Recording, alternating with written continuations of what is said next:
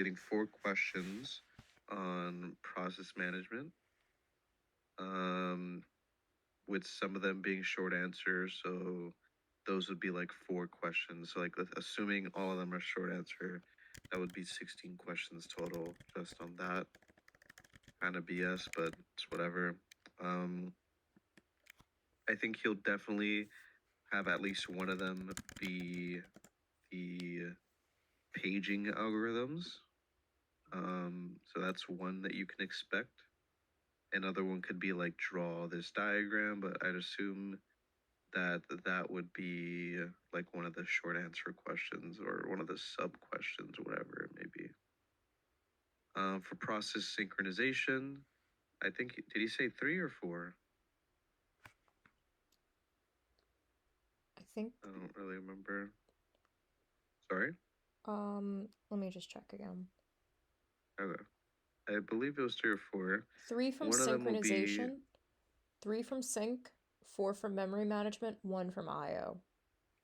okay, so the one from IO will definitely be actually like 4 questions. For the 3 for process synchronization, one of them will be coding.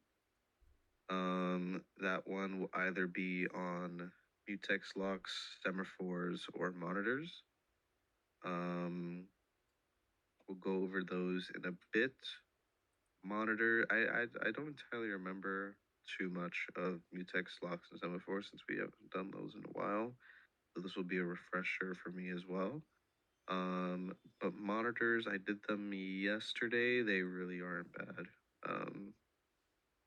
Monitors are just kind of creating a mutex lock around an entire class or object, and then only allowing one thread to execute a method within that class at a time, or I guess enter that that class one at a time.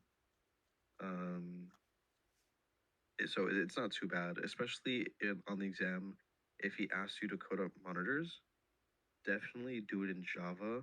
It's a lot easier, and we'll go through that code in a bit. And then IO subsystem, I did the notes for that yesterday, I think it was, or 2 days ago. I put some in the review sheet. I don't entirely know that stuff, but I think we'll have a more in-depth review on that tomorrow. Tonight, I don't think we'll have time to go over everything since it's already 10 o'clock. But we'll spend most of our time on process synchronization and process management. So I guess I can quickly, how do we want to do this, Lauren? I'm honestly good with anything. I actually just finished studying for topic 8 as well. So like I did the notes like for the 7 questions from the like practice problems that might be on it, so I could always do that as well. Yeah, Okay. honestly, just let me know what you want me to do, because like I did some of the monitor questions. I can kind of go over some of the basics of that, or if you want to do that, because I think most of our answers were kind of consistent. Yeah. How Yeah, long is today's session going to be? I think probably like until 12 or something. We'll see. yeah, I think let's just keep it like maybe half the topics today, and then like maybe half of them Yeah. tomorrow or something. So like maybe focus Yeah. just like on the synchronization part, because there's like a lot from that, I'd say. Or the Yeah. memory management, like one of the bigger topics. Yeah. We'll see what we can do in about 2 hours. Sorry. So, I mean, I'm pretty good with monitors, so I guess I can quickly run through these notes. And once we get to the questions, if you want,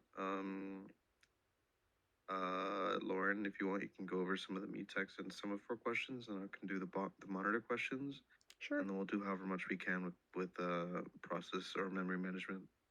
All right, cool. All right. So starting off with topic 6, again, you guys should have access to this. I'll share the link again just in case you don't. All right, it's in the resources chat. Okay. And so topic 6 again is process synchronization. That has to do with allowing multi-threaded applications to run safely and not interfere with other threads in the same space. So, for example, that's like putting a mutex lock around a critical section or using semaphores, either counting semaphores or binary semaphores, to safely run multi-threaded applications. So, starting off, I'm gonna just kind of skim a little bit, because since we kind of already went over this, but just let me know if you need me to slow down and things like that. So process synchronization itself is is when a shared resource is being modified by more than one thread concurrently, then unexpected results may occur. And so we need mechanisms for controlling access to shared resources when working with concurrency. And so to do that, synchronization is necessary. And that is necessary anytime you're working with a shared data structure. So let's say you have a global variable, and you have multiple threads, sorry, manipulating that variable. You need a synchronization.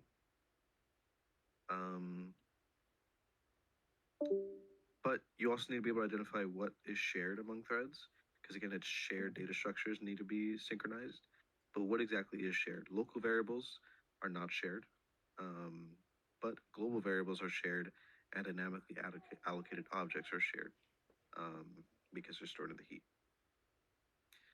And so this idea of making it so that multiple threads cannot manipulate a shared object at the same time is called mutual exclusion, where while one thread is manipulating a shared resource, no other thread is able to. They're all excluded from being able to access the same resource, whether it be reading and whether it be writing.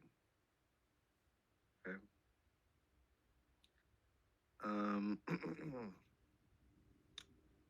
All right, and then the part of the code where the shared resource is accessed, whether it's reading or writing, is called the critical section. And the way that we protect the critical section is by wrapping it with an entry code and an exit code. So here's a little example. Here's an entry code, critical section, exit code, and then the remainder section is just an area where multiple threads are able to be ran at the same time, because they don't interact with a shared resource. Okay.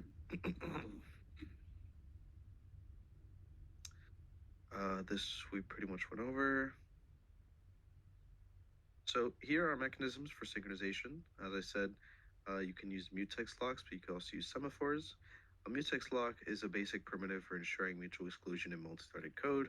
All it does is you lock a critical section, and you unlock a critical section where when it's locked, it's owned by the thread that locked it, and it is unable to be unlocked while the thread is currently executing in the critical section.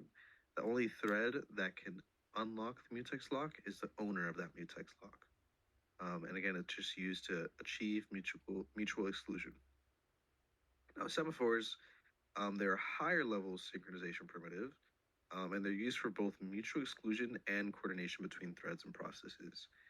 But can someone tell me what the difference is between mutex locks and semaphores in terms of mutual exclusion? Does anyone know what the difference is?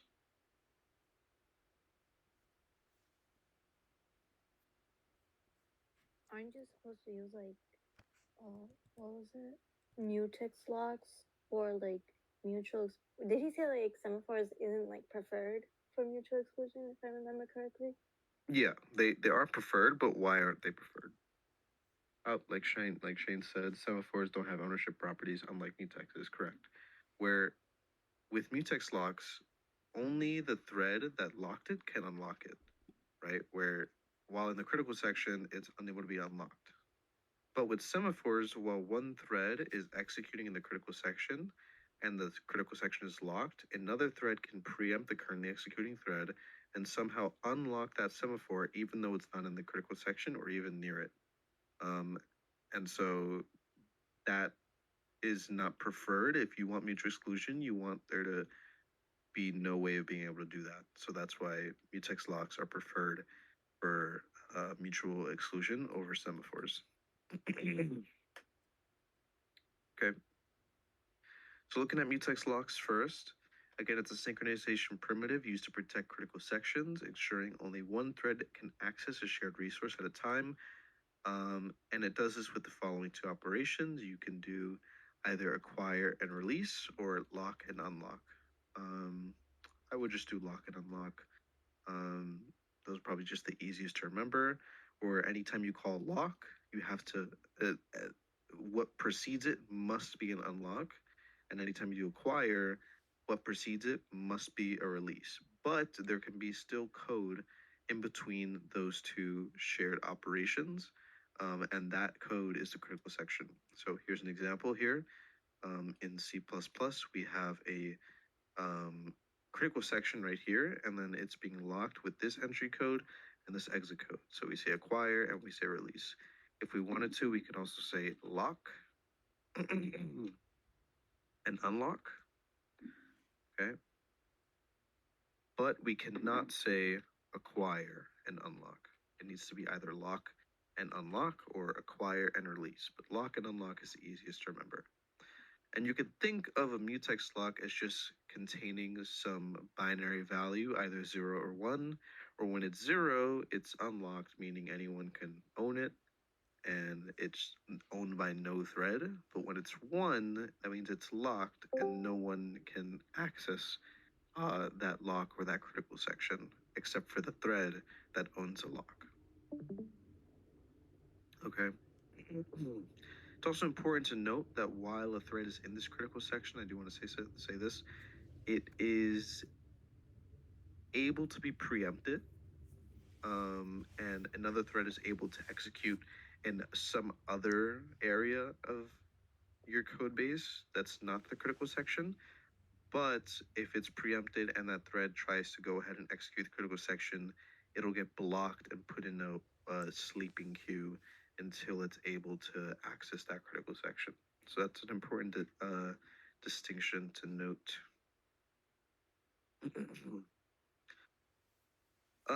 Okay, so one implementation of a mutex lock is called a spin lock, but there is some pros and cons with a spin lock where they're able to be implemented in user space, so you're able to code it up yourself, and there's no need to trap to the kernel. And they're useful in multi-processor environments because while one process executes in a critical section, another process can execute the spin lock in another core of your CPU. And so that'll make it so that you won't have to do a context switch when that thread is able to enter the critical section. You can just continue executing and you won't have to worry about it. So you get like one less context switch basically. But the cons, again, it's horribly wasteful in a single CPU environment, where when it's single CPU, it's just constantly spinning on that lock. By spinning, I meaning like it's kind of like a while loop, just checking, okay, can I go in? Okay, can I go in? Can I go in? Can I go in? And so it's horrible in a single CPU environment because it's wasting CPU cycles just to check if it's able to enter. Whereas with multiprocessor environments, again, it can just do that on another core and allow the other processes to execute, or threads, whatever you want to call it. So that's one implementation that you can code yourself, but the ideal implementation is mutex locks, or just well, I don't want to say that ideal implementation is mutex locks. This is still considered like a type of mutex lock, but this over here is the ideal implementation, using acquire and release or unlock and lock. So when acquire is called, it spins for a short amount of time to get the lock, so similar to the spin lock. It's a very short amount of time, whereas spin locks themselves, they spin for quite a long time. It spins for a short amount of time, and if you don't get the lock during this time, if you get the lock during this time, you enter the critical section. But if you don't get the lock, you trap to the kernel to release CPU and not waste CPU cycles, and then just sleep on a waiting queue. But when release is called by some thread that was in the critical section and is now leaving, if there's a thread sleeping on the mutex's waiting queue, the kernel will or the OS will trap to the kernel and wake up one of those threads. There's probably like some way of doing that, like a scheduling algorithm for determining which one to wake up first, but assuming there isn't, we can just go with first in, first out. But it wakes it up. Otherwise, if there is nothing in the queue or nothing sleeping, then it just sets the mutex to 0 and goes on its way. Okay. And so in POSIX systems, the pthread underscore mutex functions, they work exactly in this way. So the way you code them on the exam in C++, or sorry, in C#, this is how they work. So here there's some of the important ones. Again, to initialize a mutex lock, you're going to say pthread mutex t, that's the data type. And then you're going to give the mutex lock a name. You can just call it mutex, but the name doesn't really matter. And you're going to set it equal to pthread mutex initializer. If that's too long for you, you can also just run the function pthread mutex init and pass in the mutex and the value null. But just know that you aren't able to run this function in a global space, but I doubt he really matters, or I doubt that he really cares for the exam. And then for the lock function, you just simply run pthread mutex lock, and you pass in the mutex with an ampersand. And same thing for unlock, except it's just unlock instead of lock, and you pass in the mutex with the ampersand. Okay, you're also able to do something called recursive locking.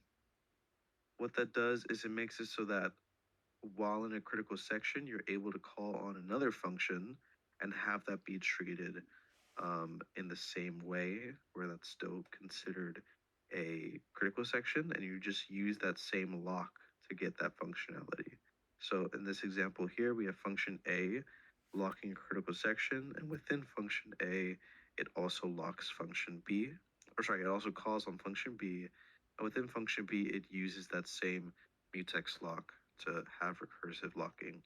But whenever you do that, you just have to make sure that for the amount of locks that you have, you also have the same amount of unlocks.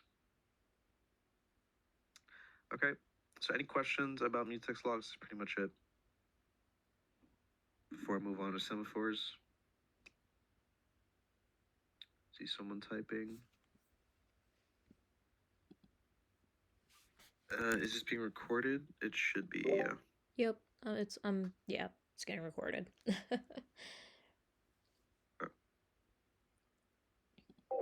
Okay, semaphores. Semaphores, like mutex locks, is a synchronization primitive, but unlike mutex locks, they're used for both mutual exclusion and coordination between threads and processes. We already know what mutual exclusion is, but can anyone tell me what coordination between threads or processes means? What does it mean by coordination between threads or processes?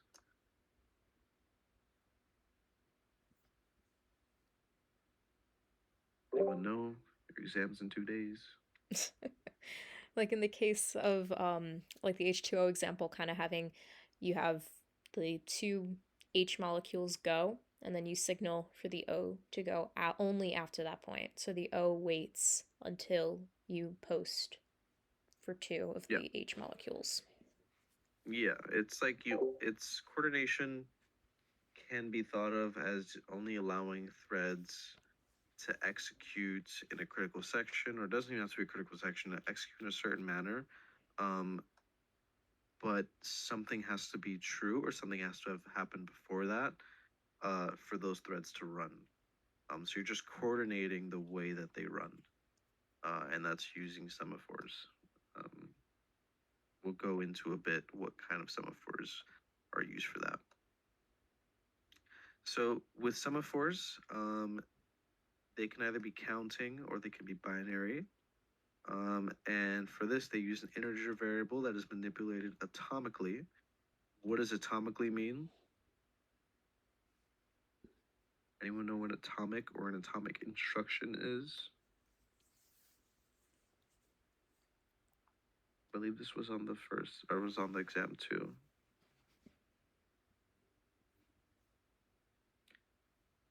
What is an atomic instruction? In like one fluid movement. Yeah, it's like it's an instruction that executes without being interrupted. It's an instruction that during execution, it's promised, I guess you can say, to the program that this instruction or this thread or this process that's running this instruction will never be preempted while running. Okay. So it's manipulated through two operations, wait and post. Wait decrements the value of the semaphore. And if the value becomes non-positive, any threads that hit the wait function are blocked and will wait until the value becomes positive again. And post just increments the semaphore value. So you could think of, okay, if one thread is on our wait and another, if one thread is blocked on our wait, so the value is like 0, then another thread can visit the post, they can visit some part of the code and they can hit a post to increment the semaphore value, and then the thread that's waiting on the wait will be unblocked and be able to go. But once they go, the value will be decremented and they'll be able to continue going. Okay. So again, there's two types of semaphores, binary and counting. Binary, again, we talked about it having an integer value or variable. So for binary, that integer variable or value can only be 0 or 1. Okay. And this is used as a blocking mutex lock where you initialize it 1 to allow mutual exclusion, meaning if it's 1, you can go into the critical section, and if it's 0, you get locked. So it's kind of different with mutex locks where when 1, it's locked, when it's 0, it's unlocked. With binary semaphores, 1 allows you to go into the critical section and 0 disallows you. Okay. So for thread or process coordination, initialize to 0 to act as a signaling mechanism. This use is not possible with mutex locks. Again, signaling mechanism, what does that mean? It means that one thread is signaling to another thread, hey, you can start running. That's allowed to happen with binary semaphores. Same with counting semaphores. Counting semaphores take an integer value, but this value can be any arbitrary value from 0 to n being infinity. And it represents a resource with many units available, where let's say the counter is initialized to n, where n is the number of available units. You can decrement or increment that value, and you can keep decrementing that value until it gets to 0. Once it gets to 0, any thread that tries to decrement it more will be blocked until that value becomes positive. Okay. Again, each wait decrements the counter and each post increments it. Same with the binary semaphore. Okay, so how do you initialize a semaphore? The data type sem_t. You can give it any name. For example, I gave it the name sem here. And it comes with several useful functions. One is the initializer function, which the initializer function initializes the value of the semaphore. It's just going to be sem init. You pass the semaphore with %sem. P shared, the third parameter, is always going to be 0. So if you encounter this question on your exam, always put 0 as the second value. And then the third value is, or the parameter, is going to be the actual value you want to assign to the semaphore. So let's say I want to create a count. Let's say I want to create a binary semaphore, and I want to have it start at the value 1. I'm going to put the number 1 here, just like in this example here. If I wanted to start at 0, I'd put 0. And if I wanted to start at n, I'm going to put sem init and %sem 0n, where n is any value greater than or equal to 0. Okay.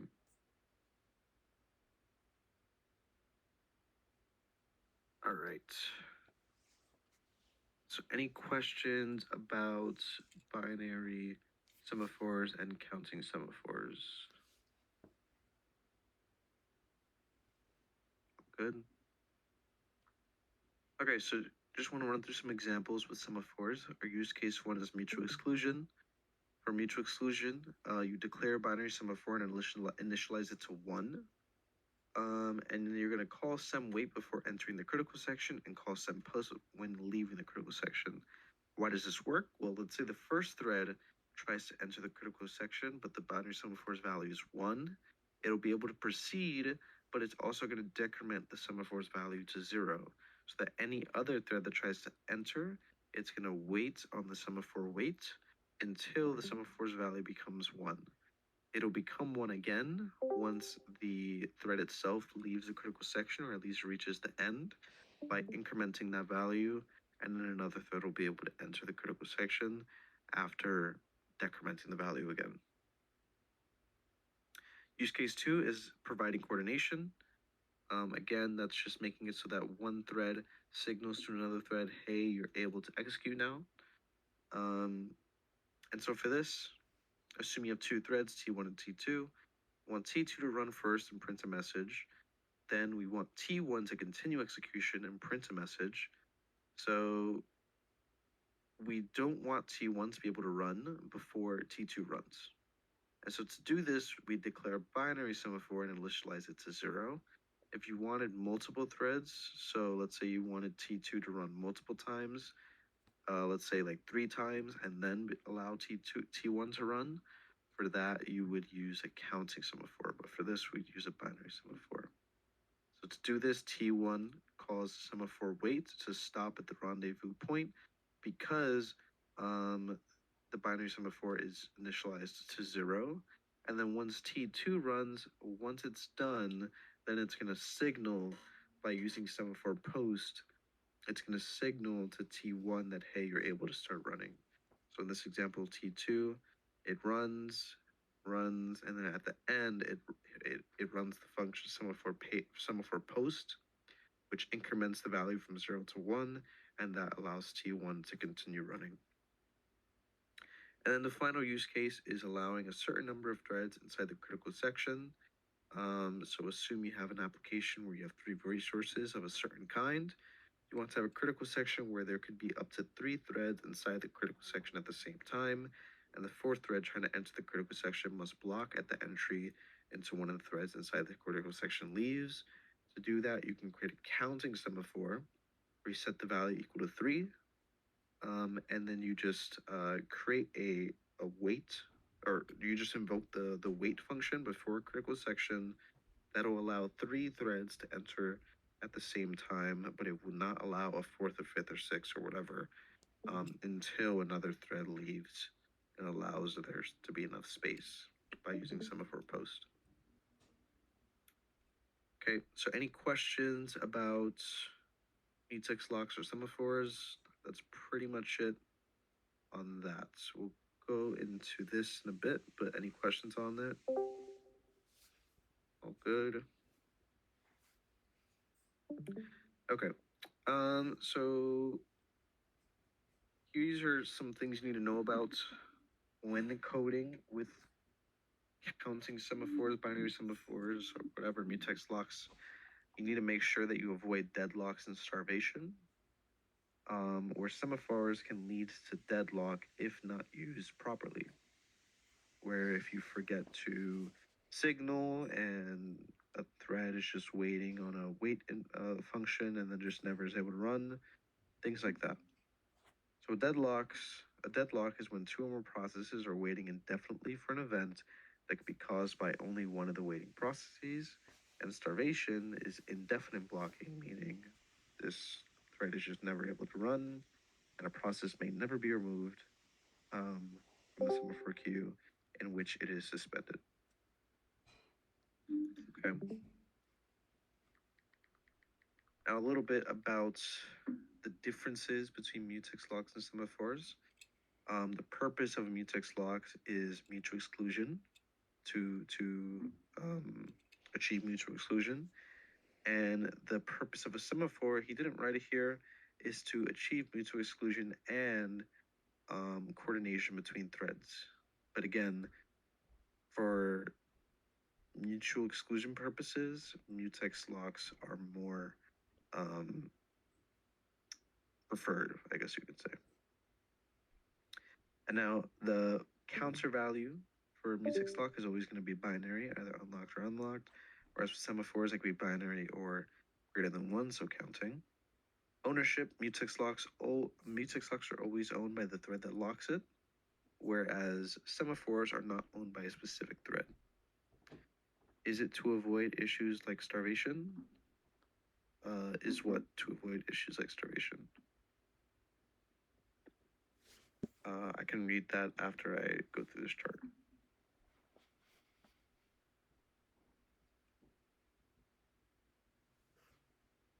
Okay, and then blocking, mutex locks locker operation blocks if already locked, whereas with semaphores, wait operations blocks if values equal to 0.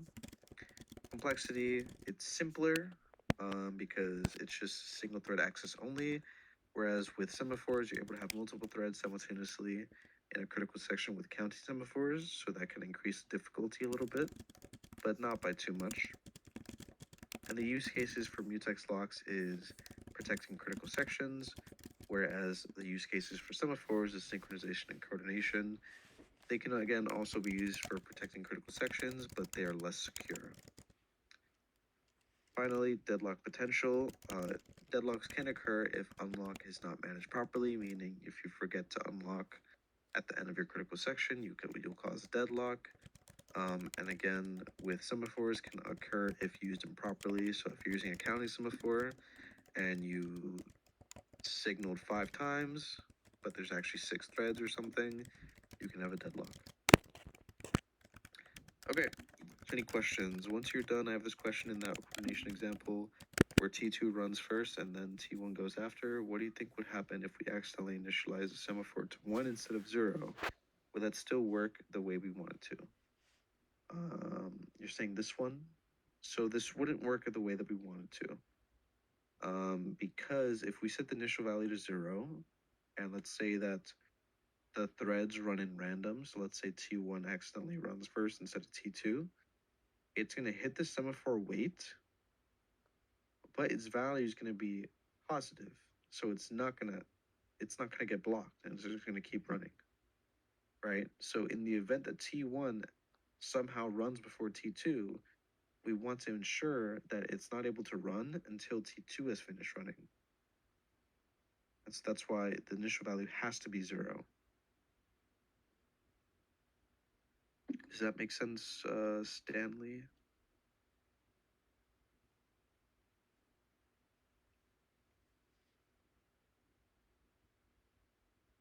Yep, no problem. All right. Any other questions before we jump into monitors?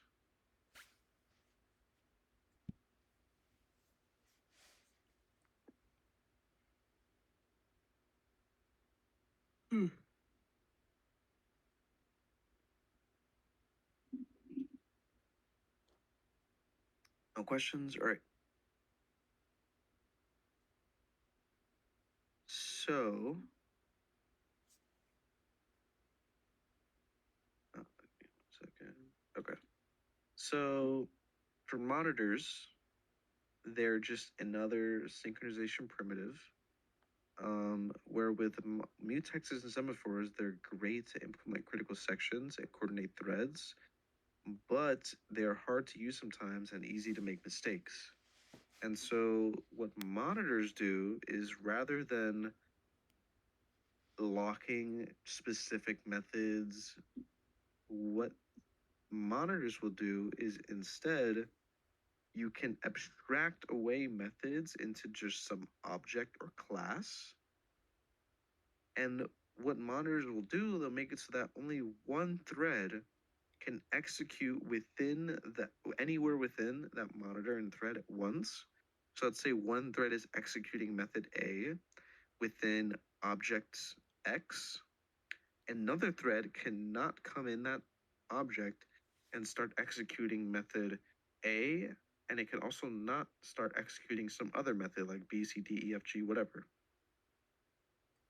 Okay. And that's the point of monitoring, where it just makes synchronizing processes easier because we don't have to deal with mutex locks or semaphores. We can just say, okay, just lock all of these. Okay, it's especially easy in Java, which we'll get into in a bit. So monitors themselves are a programming language construct that supports controlled access to shared data.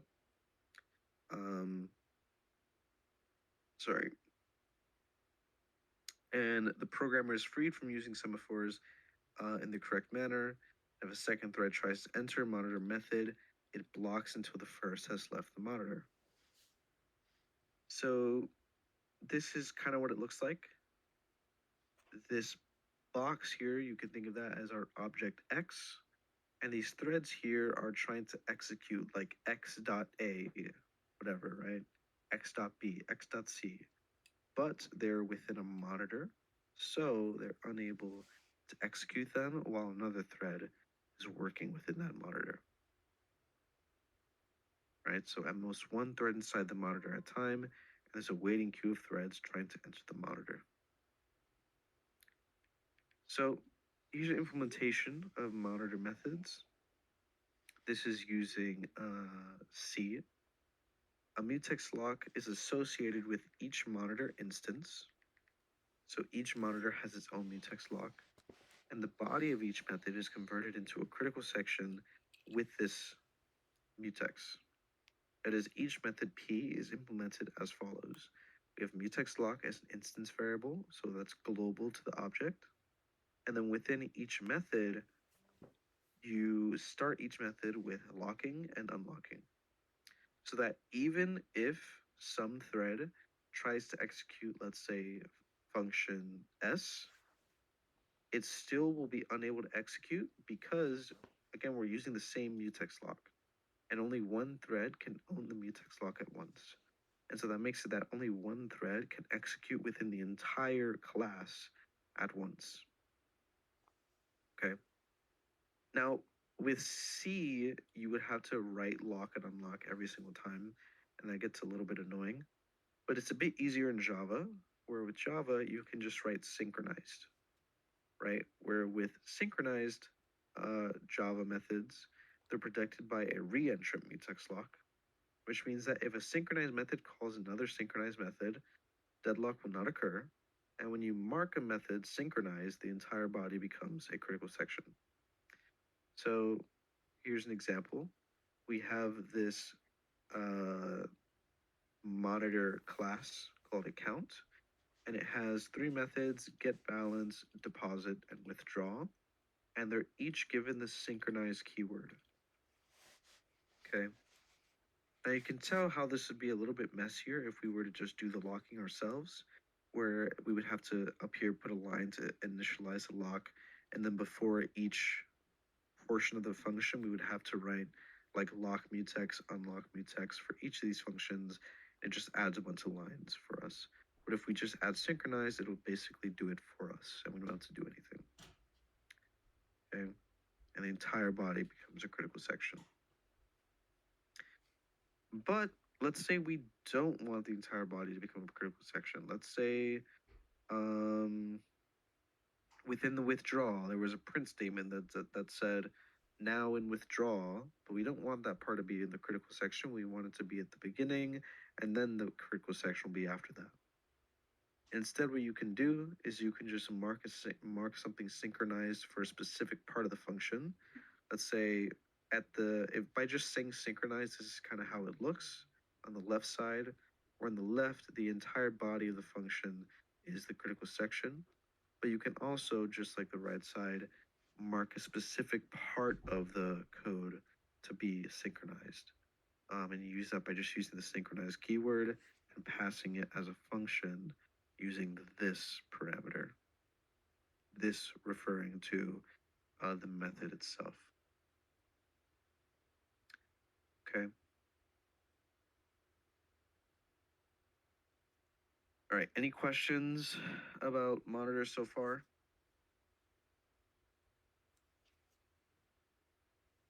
Good.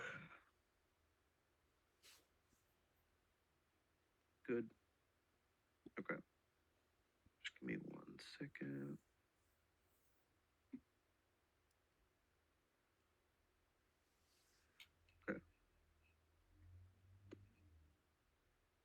If two threads call synchronized methods on the same object in Java, how does the reentrant lock work? And why does it prevent deadlocks when one synchronized method calls another? So if two threads call synchronized methods on the same object in Java, it's going to run the thread that executed that synchronized method first, right? That thread can be preempted, but if it gets preempted and replaced with the thread that called another method within that monitor is going to get blocked because the other thread is still executing within the monitor. So there'd be another preemption until that thread finishes. And why does it prevent deadlocks when one synchronized method calls another? Believe that's referring to like recursive recursive mutex locks, where with recursive mutex locks, anytime you want to do recursive mutex locks in the function that you're calling, let's say function A calls function B within their critical section, you need to also lock that function B as well. And you can possibly forget to unlock it, function B or whatever, and that might cause some deadlocks. But with the synchronized keyword, you don't have to do that locking yourself. It does it for you. And so let's say if deposit was to call get balance, there would be no deadlocking because both of them are synchronized. And the synchronized keyword allows them to work together more easily. That makes sense.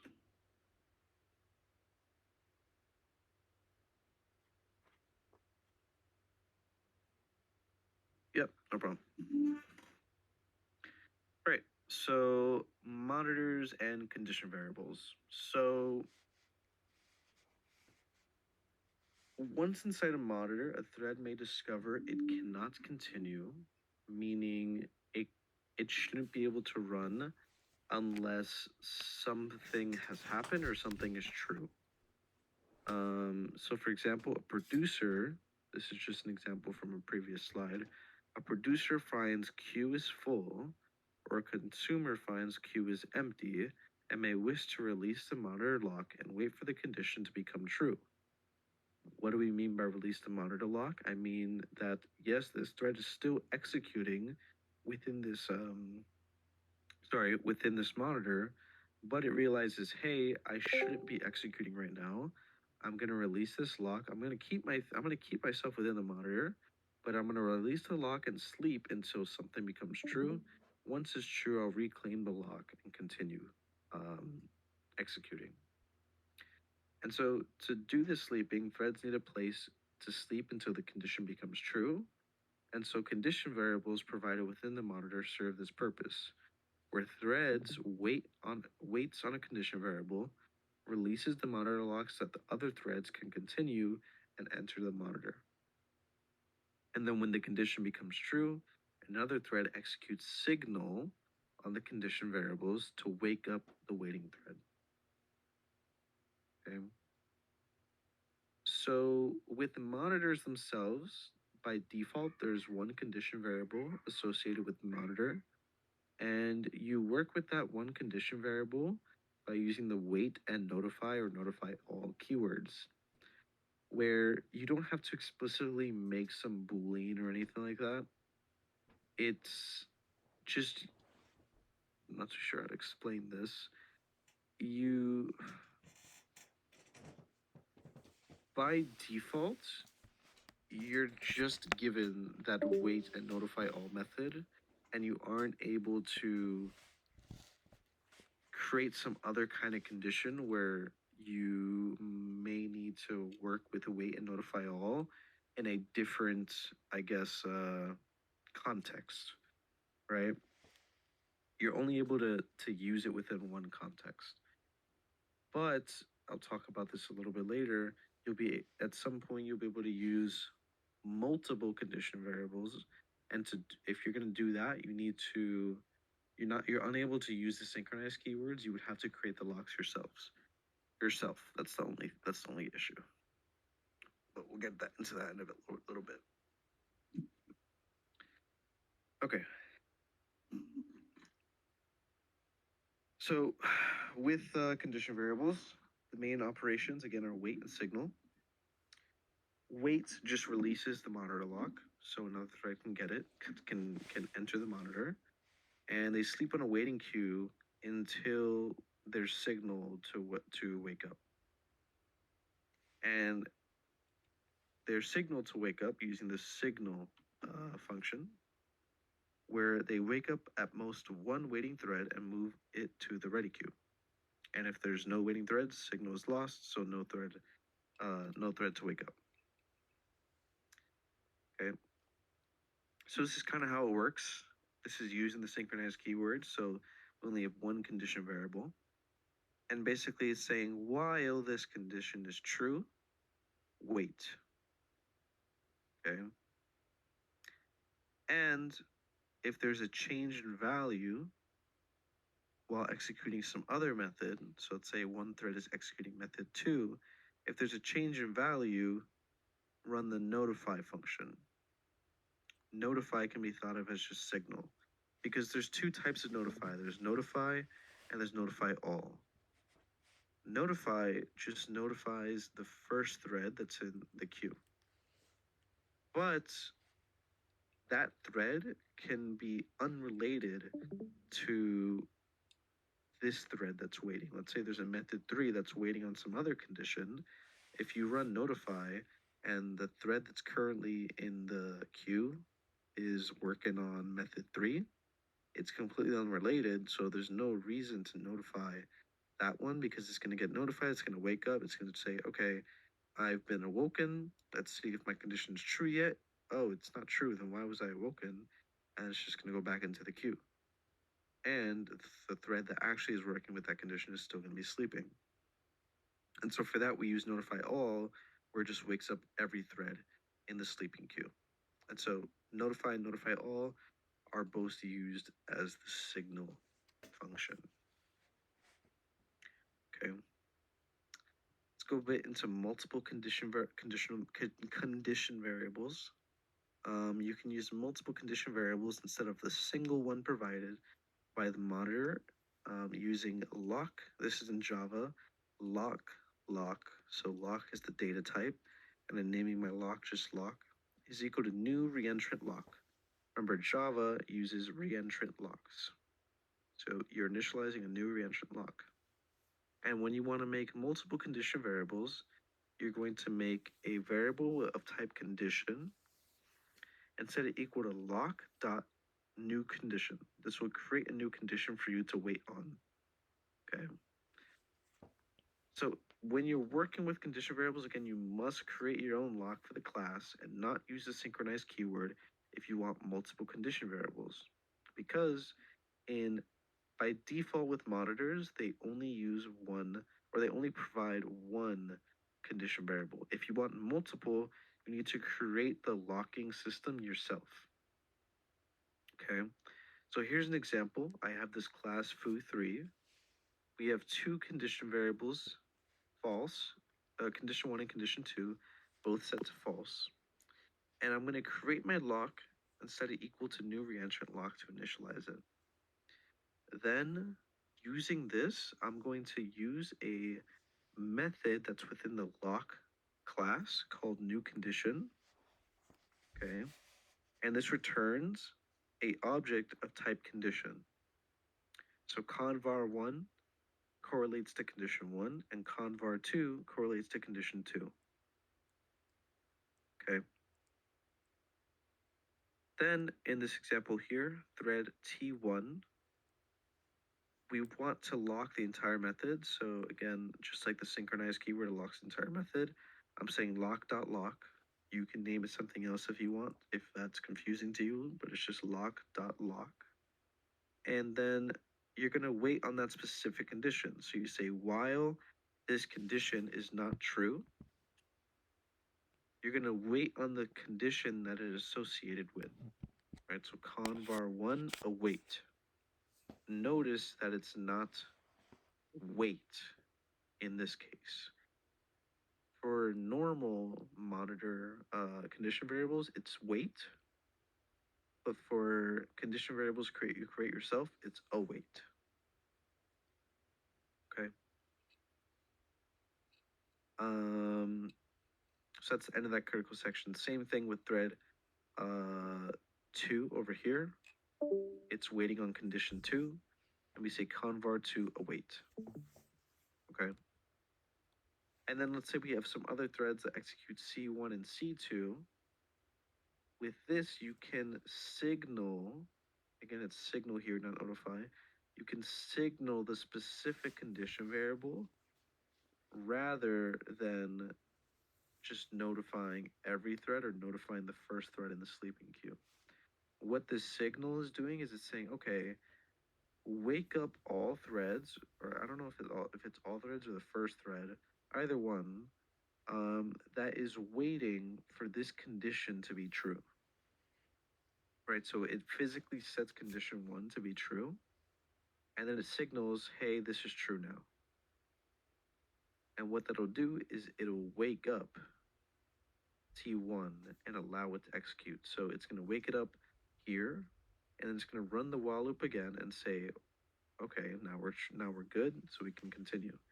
Notice that it doesn't say if not condition 1, wake up, right? Because while it's waiting, it can be preempted or whatever, and like, let's say it gets preempted and the condition is still not true, it's going to run the while loop again and say, oh, it's still not true, wait again. Right, so make sure on the exam, if you're coding it, make sure you put it in a while loop, not an if statement. Okay, so any questions about multiple conditional variables? Any questions at all?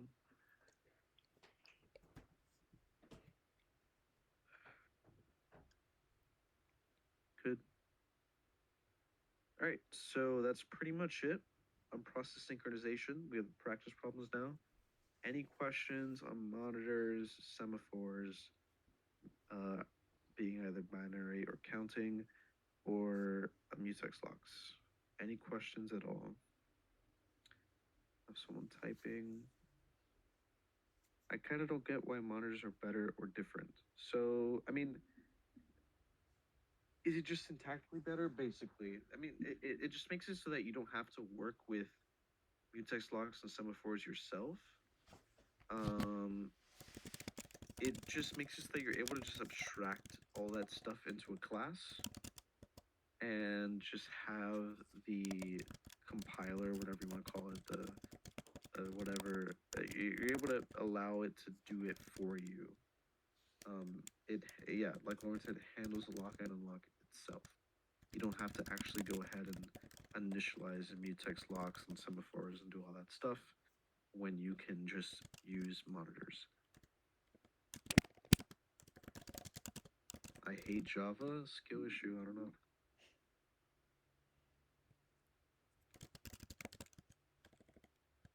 Okay.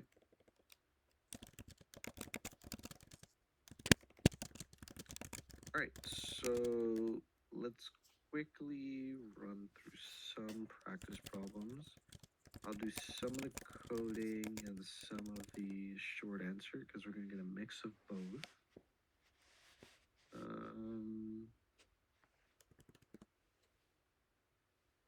C++, Python and C++ over Java, that's crazy. Anyways, so let's run through a little bit of these. First question is, what's a critical section? What is mutual exclusion? So again, remember, critical section is the part of your code that you do not want to allow multiple threads to be executing in at the same time. And mutual exclusion is excluding multiple threads from accessing or excluding other threads from accessing a shared resource while one thread is currently accessing or manipulating that shared resource. Okay. What is an atomic instruction? Can someone say? I said it earlier today. Can someone tell me what is an atomic instruction?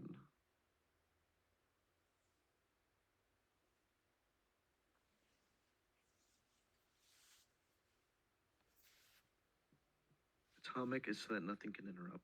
Well, just to word it a bit better, atomic instruction is one that cannot be interrupted, one that that ensures to the code, or the program, whatever you want to call it, that if this thread is executing this instruction, it will not be preempted during execution. Okay.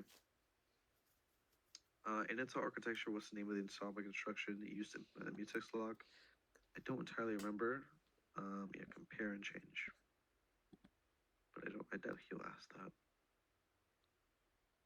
Okay. What's a test and set instruction? What's it used for? Briefly describe.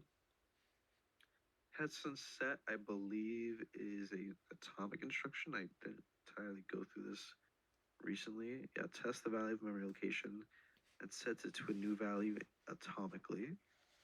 First loads 0 unlocked, then attempts to lock by setting to 1, but only if test pass and it's 0. Otherwise, the lock was already set.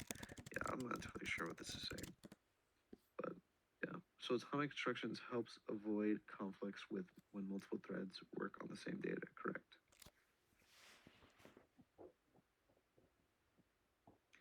Okay, can someone briefly explain why spin locks are not appropriate for single processor systems, yet are often used in multiprocessor systems? We talked about this earlier today.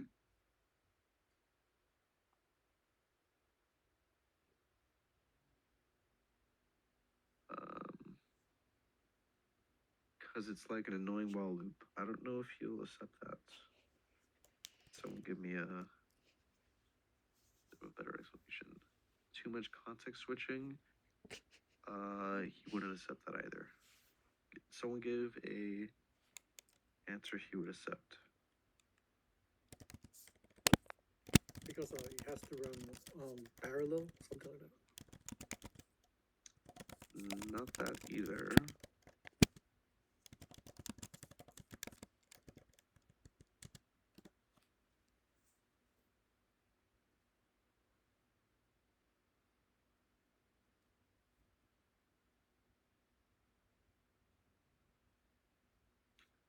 The process is spinning constantly and wasting CPU cycles by waiting. Correct. Because the lock is just spinning or whatever, so you're constantly interrupting CPU. Yeah, you in a single processor system, you are wasting CPU cycles by having a thread constantly check if it's able to run again. And so it's inappropriate to use in a single processor system because while you're just constantly checking, you're disallowing other threads from being able to run. But in a multi-processor system, it's really good because while one thread is executing, you can just have another thread, that thread executing the spin lock, just constantly be running on another core, checking that condition. And then when one thread changes the condition or whatever it may be, I don't want to say changes the condition. While one thread releases the lock, the other thread on the spin lock is able to instantly see and say, "Hey, I'm actually able to go in now," and so they don't have to do a context switch where they don't have to like go and trap it to the kernel and then wake up that thread and whatever. They can just instantly say, "Okay, oh, it's open now. Let me continue." Okay.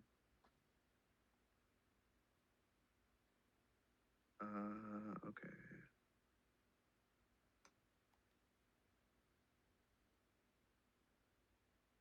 1 second. Okay.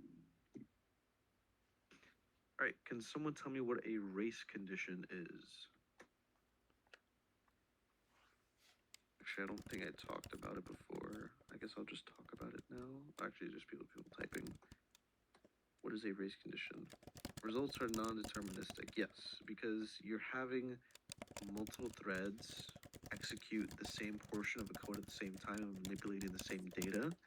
And so the output becomes not the output becomes non-deterministic, as Shane said.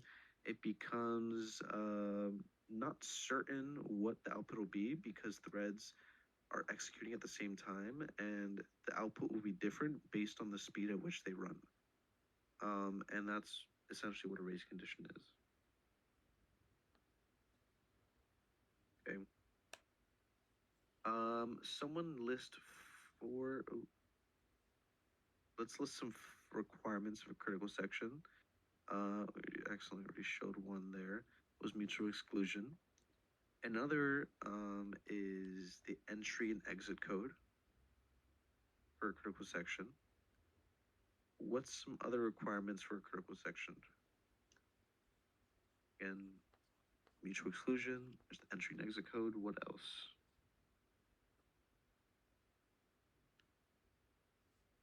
A lock? Well, that's the entry and exit code.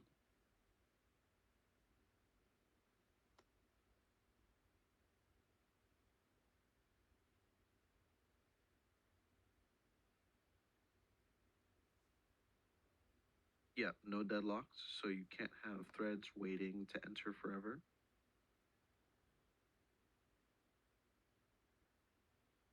I think you also say no starvation. So let's see what we have. Right, we have mutual exclusion, progress, so no deadlocks, no starvation, so bounded waiting, and then performance, meaning small overhead. You can either put that, or you can also put the entry and exit code. Either one works. Correct. And also no deadlocks. Right.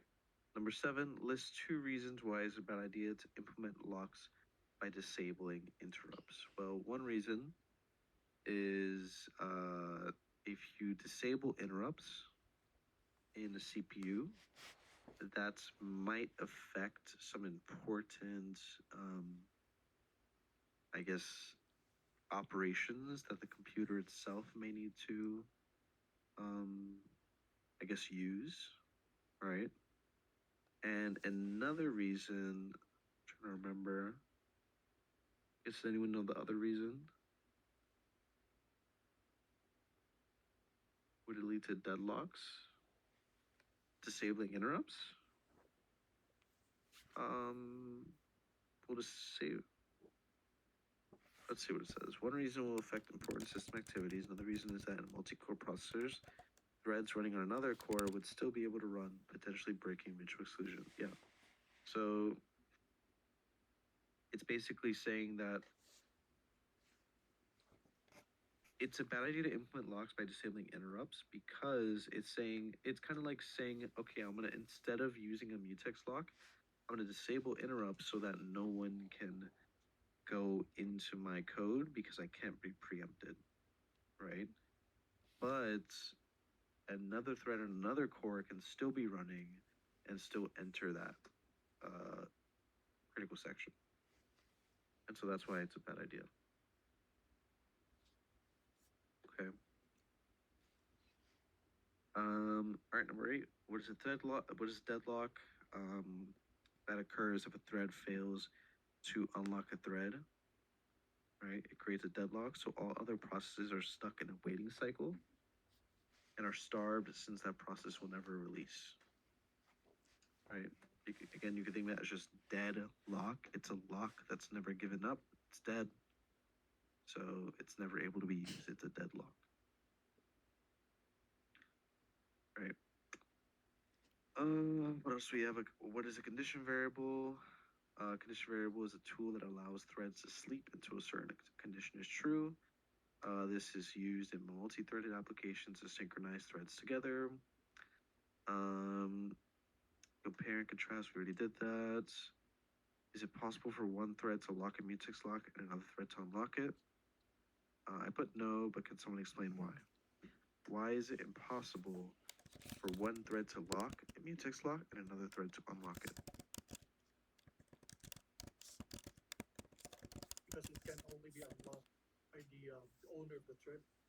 Correct. Where when you're working with locks, you use you have a sense of ownership, where if one thread locks it, that thread is the only one that can unlock that same lock.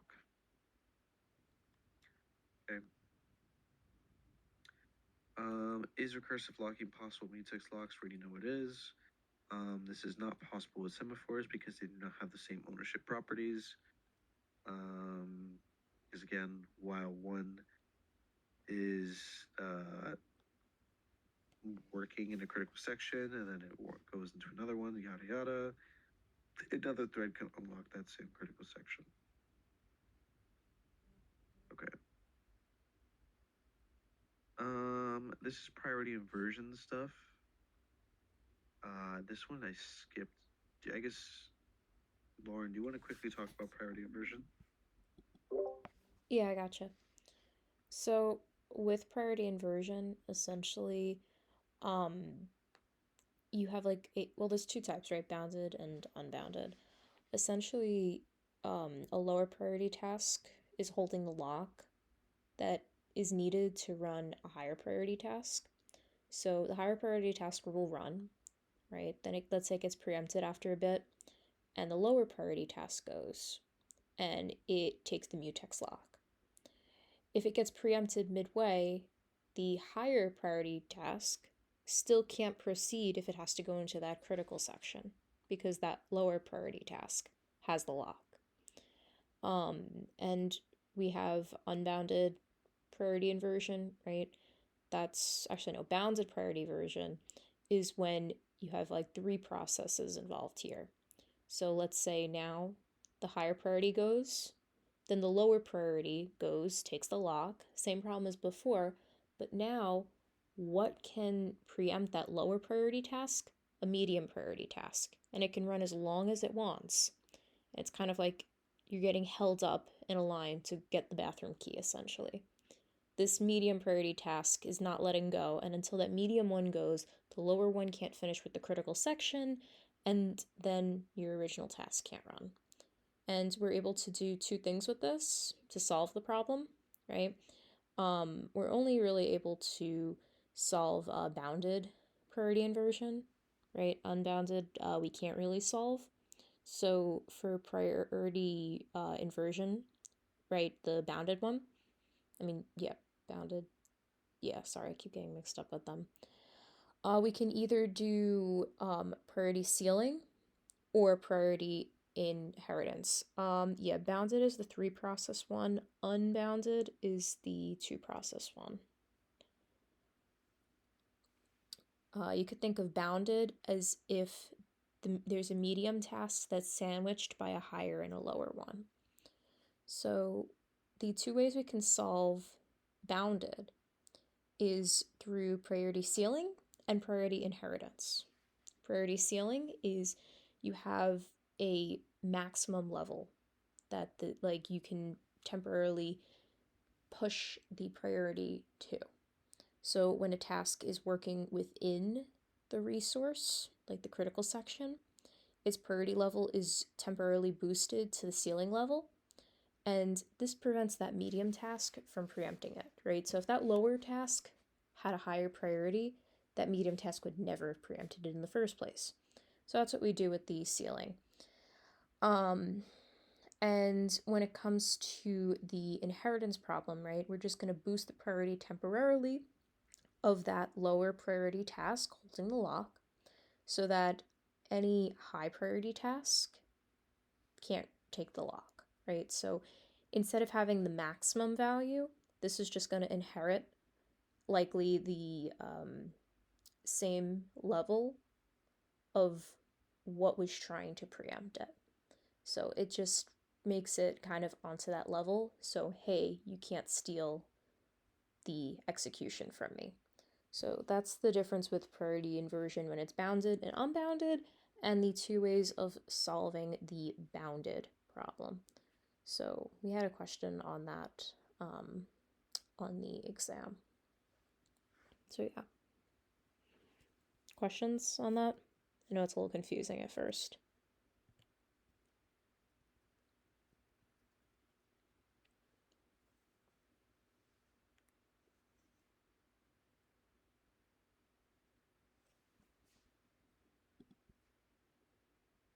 Good. All right. Yeah, I wasn't really paying attention, but I'm gonna rewatch the video. So I have to do something real quick.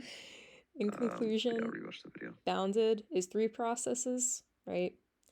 Unbounded, 2 processes, and essentially in both, there's something that's taking the bathroom key away, I guess, from the process that's currently running.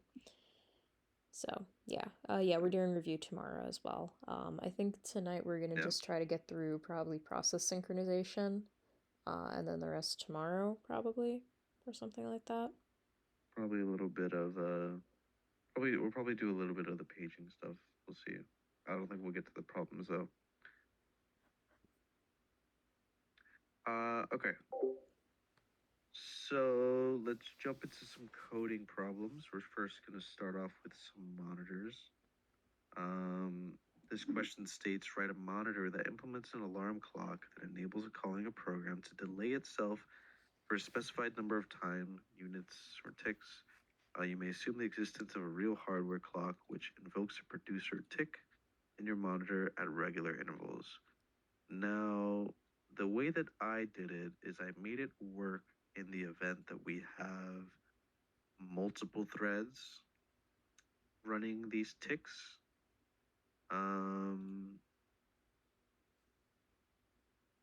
Actually, I think I have the code on my laptop, sorry.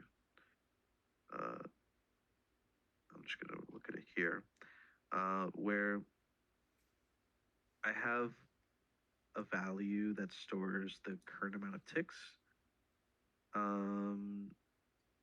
Actually, yeah, I have a value that stores the current amount of ticks, and I have, wait,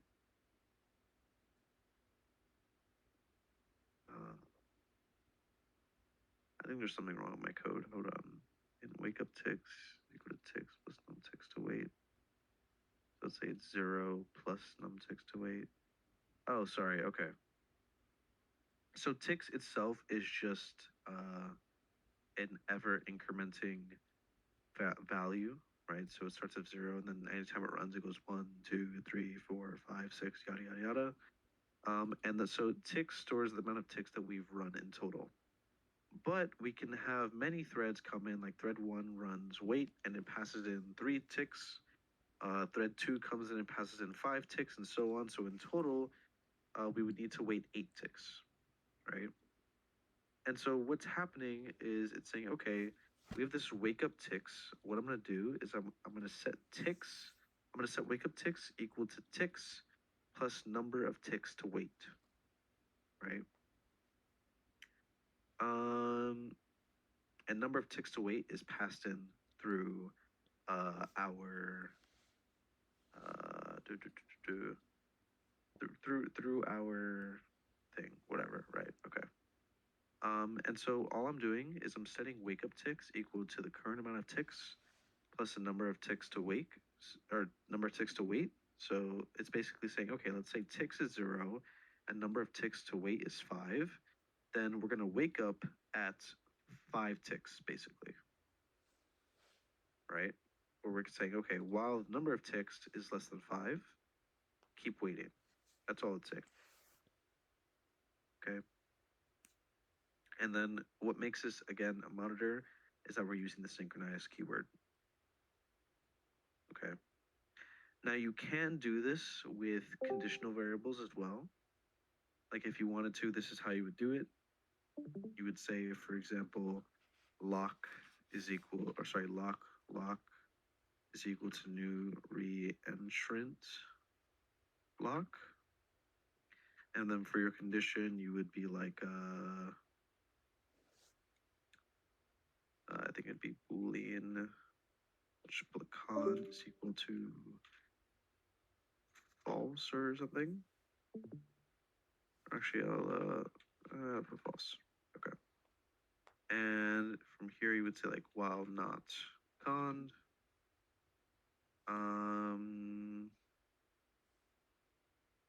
What am I saying here?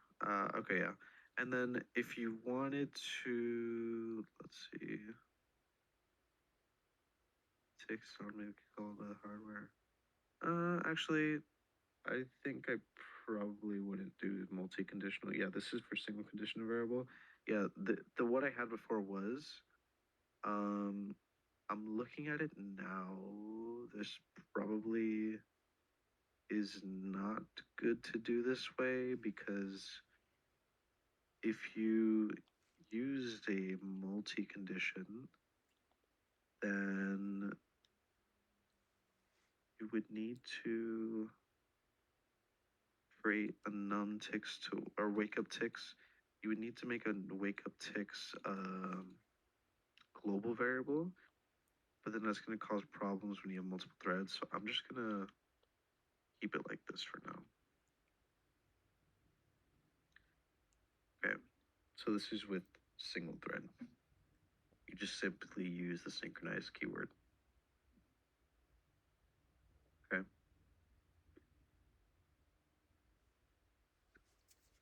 You also see that I did put throws interrupted exception.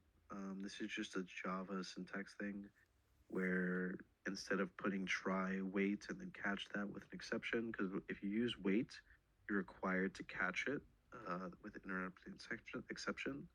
If you want to go around that, you can just put throws interrupted exception while you're coding, but I doubt it really matters on the exam. Okay, but just to bring it home with monitor stuff, I'm going to give you another example here. Okay, this is with, again, single conditional variable. This one says fill in the details of the following monitor that implements a thread safe queue using a monitor with the following constraints. When you want to add an item and the queue is full, you must wait until an empty slot becomes available. When you want to remove an item and the queue is empty, you must wait until a slot becomes full. Okay. And so this solution I wrote here uses only one conditional variable. You can do one that uses two if you want. And so since I'm using one conditional variable, I set both functions to be synchronized. Okay. And this is just what's given. I'm given a front pointer, a rear pointer, the number of items currently, n being the maximum size, and then q being the actual queue. Okay. And so with add, I'm saying while the number of items is n, meaning we've reached a capacity, we're going to wait. Okay. And then for the remove, it's saying while number of items is 0, meaning there's nothing to remove, we wait. Okay. So for example, with add, once we break out of this while loop, for add, we want to set what's at the rear equal to item. I'm going to say q sub rear is equal to item. And then again, this is kind of like a circular queue. So you do rear plus equals 1, and then you mod it by the capacity. And then you just increment the number of items. Since I'm incrementing the number of items, remove is now able to be ran if there's a thread running in this while loop. So I say notify all. Can someone tell me why I don't do notify instead of notify all? I talked about this earlier. Why do I do notify all instead of notify?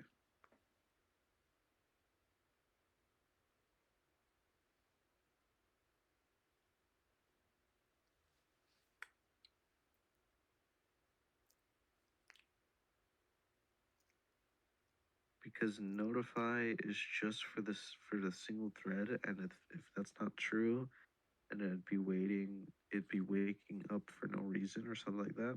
So again, when we're waiting, it gets put on a sleeping queue, or I guess a blocked queue. And so potentially, again, it could just remove the first one that's ready to leave. So like, let's say one thread that's at the front of the queue is like an add function call, right? If that gets woken up, that has nothing to do with our num items one, right? And so let's say something like this happens. Let's say we have T1 and T2 in our waiting queue, and we have T3 running add. It ran add and it added an item, And now num items, I'll put it as just n. Num items is now equal to 4, right? Num items is now equal to 4. Let's say T2 is running the remove function, and T1 is running the add function. But they're both sleeping, and they're waiting to be notified. So let's say T3 instead ran notify rather than notify all. Then it's going to wake up the first one in the queue, which in this case would be T1. So this is going to get removed, and T1 is going to run. Now the number of items is 4. And let's say n is 5. It's going to skip this this while loop, add the item, and now number of items is 5. Okay. Now number of items is 5, and from here, where was I going with this? Oh yeah, number of items is 5. Oh wait, sorry. Make this add. Sorry. Make this add and make this and make this T3. Make this remove. Sorry. Let's say it runs notify again, right? So now T2 comes in. It's going to see, okay, number of items is 5, but n is also 5. So I'm going to wait. So T2 goes back on the waiting queue, and now T2 and T3 are both sleeping and waiting to be notified, but no other threads are running to be able to notify them, right? Where, let's say I create another add thread, then, you know, we'll never be able to add something because we're always going to get blocked, right? And let's say my program never creates any more remove threads. So the only one that can stop this deadlock is T3. But T3 is sleeping because no one ever notified it, right? Our program kept notifying the incorrect thread. And so a way to go around this is just using notify all, which is something that you should be doing anytime you're working with single condition variables. There's probably some cases where you shouldn't, but on the exam, I'd recommend anytime you're going to do a question with single condition, use notify all, where that'll just wake up every thread in the queue and say, hey, check if you're able to run again, right? And so if we had that be the case, then we wouldn't have this problem. Okay. So does that make sense to everyone? All good? Any questions about that? Someone's typing.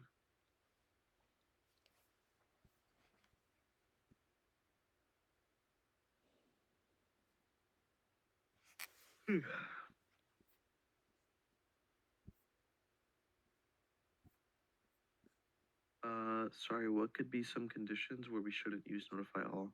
Yeah, that I'm not entirely sure. I don't know if there's any specific. I mean, I don't see it really being a problem too much. I don't know any specific things. I just said that there could be. But I can ask Akamar tomorrow during his office hours.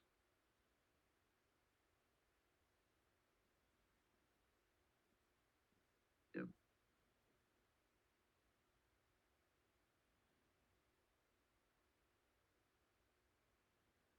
I doubt it.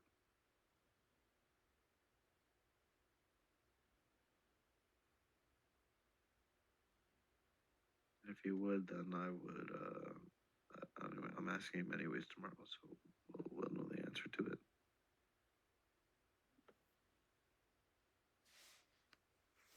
Which, by the way, if you're coming to office hours tomorrow, I'm bringing donuts. So if you come tomorrow, you'll get a free donut.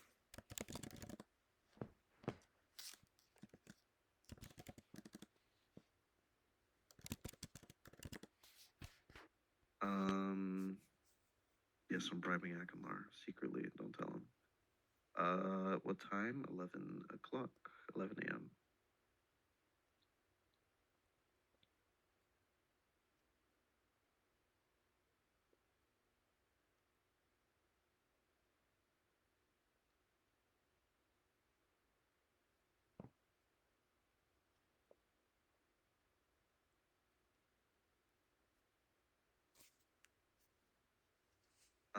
Okay.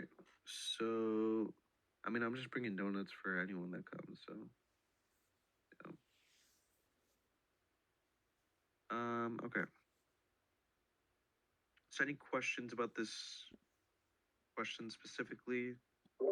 Actually, This I one have a isn't too bad. question. I have a question about Yep. that. The solution that he gave in the answers had like the condition variables in it. Um, I guess unless he specifies otherwise, like it doesn't really matter, right? Like you could do it either way. Yeah, like you're able to use single condition variables in this case because I'm using notify all. If I wasn't using notify all, then this would be an invalid solution. If you wanted to do it with multiple, what you would have to do is, I can run through it really quickly. Again, you create a lock. So lock is equal to new reentrant lock. And then you want to create some conditions. So you're going to say condition, I'll put one being like can add is equal to new, or sorry, is equal to lock dot new condition. And condition can sub is equal to lock dot new condition. And so again, we can have these wait on the specific locks. So for example, I can have add wait on the can add lock. So can add dot await. Again, remember it's a wait. And then I can have the remove wait on the can sub dot await. Okay. And then anytime we run remove, we're saying, okay, since I remove something, that means that I'm now able to add something, right? And so rather than notifying all, I could say can add dot signal. Okay. And then when I'm adding something, that means that our queue is no longer empty. So we're able to remove something. So instead of saying notify all, I can say can sub dot signal. Okay. But again, since we're using multiple conditional variables, we can no longer use the synchronized keyword. We have to do the locking ourselves, right? So instead, I'm going to say lock.lock here and lock.unlock here.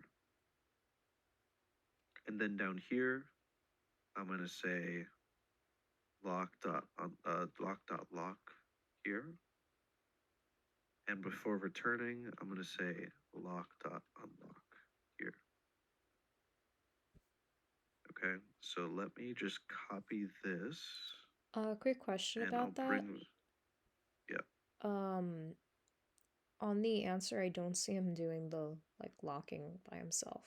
Like he has the condition variables and stuff, but like not the lock. Is that in Java? I think. Here I can check really quickly. Just give me 1 second.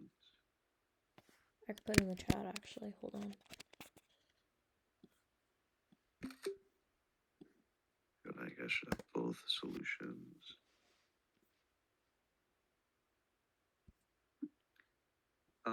Well, this is pseudocode, so I think that's probably why. it up here. This is pseudocode.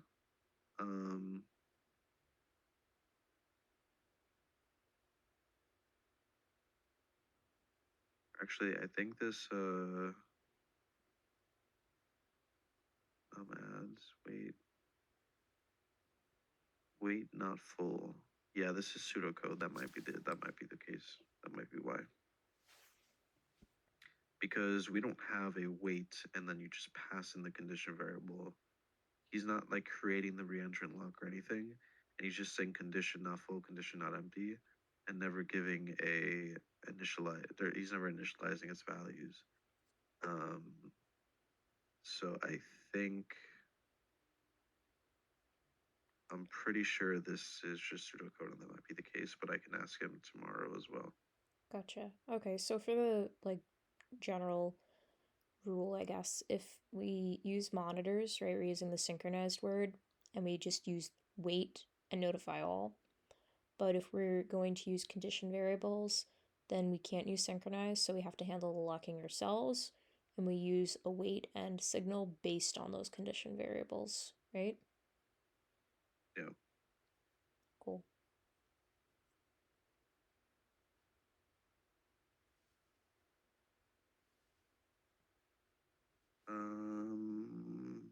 Wait 1 second.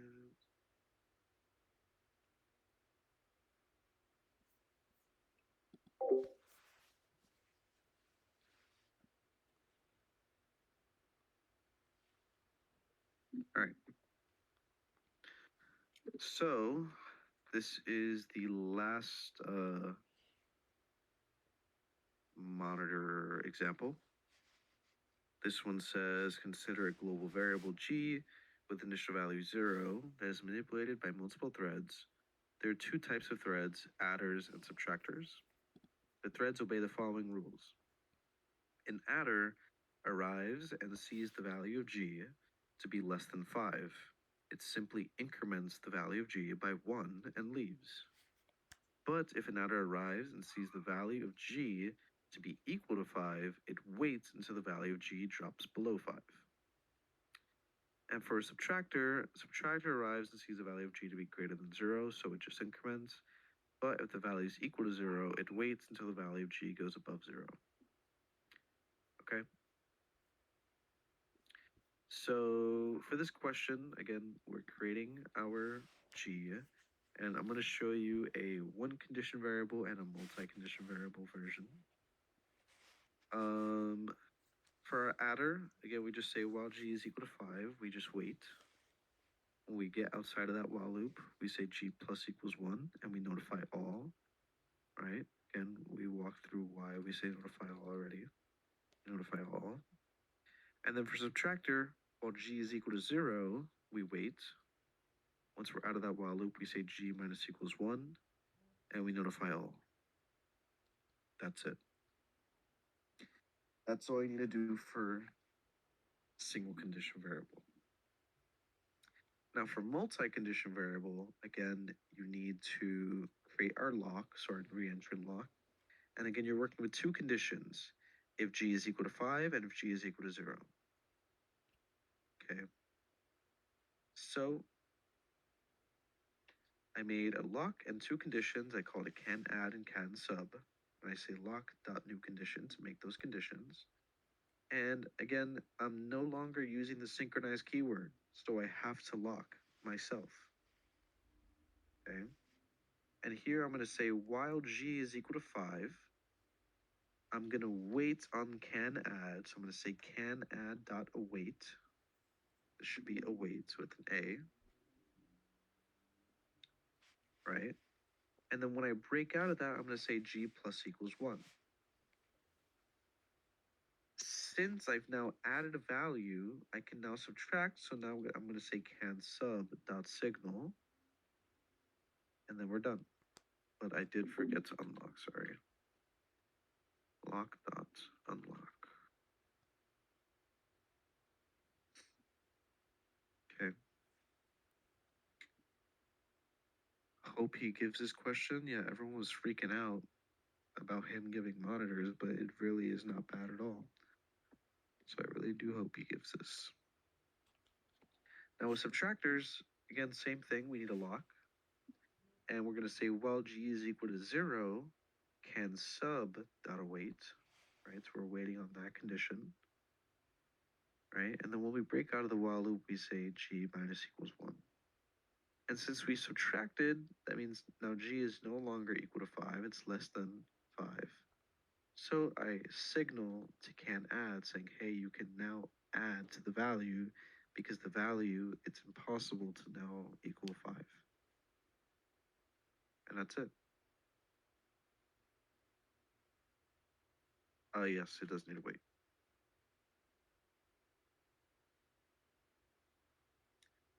All right. It also needs a lock here.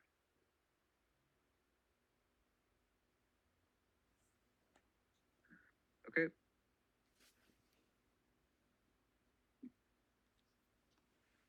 Any questions about this?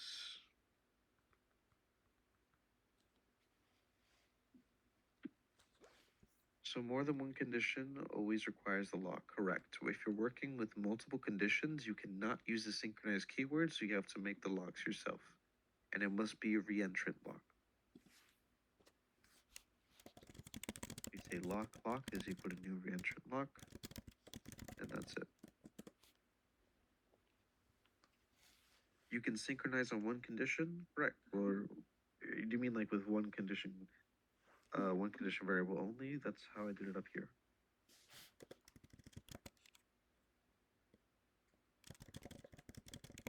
Where I didn't create, I mean, technically there's two conditions, but I didn't create multiple condition variables. I just used the one default supplied by a monitor.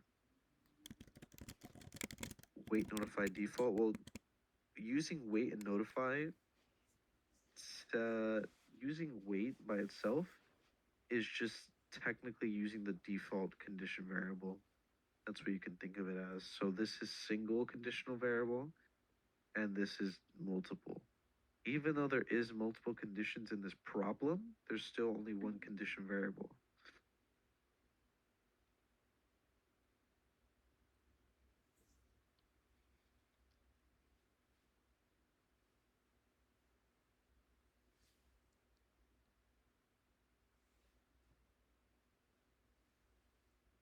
Okay.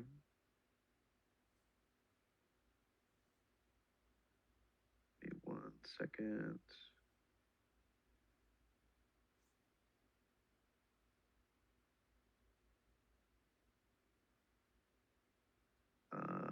Okay.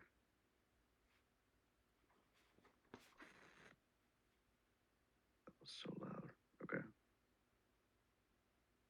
In the monitor implementation for adders and subtractors accessing a shared variable g, why do we use while loops with wait instead of if statements?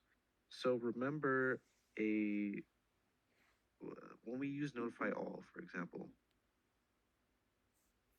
let's say we're using notify all and we use notify all in a subtractor, right? But in the subtractor, g's value became 0 and then we notified all, right? If it was just an if statement and we notified all and woke up a subtractor thread here, it's not going to double check its value because it's an if statement, not a while loop. So I'm going to wake up here and then just continue executing. I'd break out of this bracket here and then just continue executing over here. But with the while loop, it's going to wake up, reach the end of the while loop and say, okay, I have to check again. All right. So make sure you're always using a while loop. You always, anytime you wake up a thread, you need to say, okay, let's check if we're good first before we're executing. And that's why it uses a while loop. That makes sense, Sid?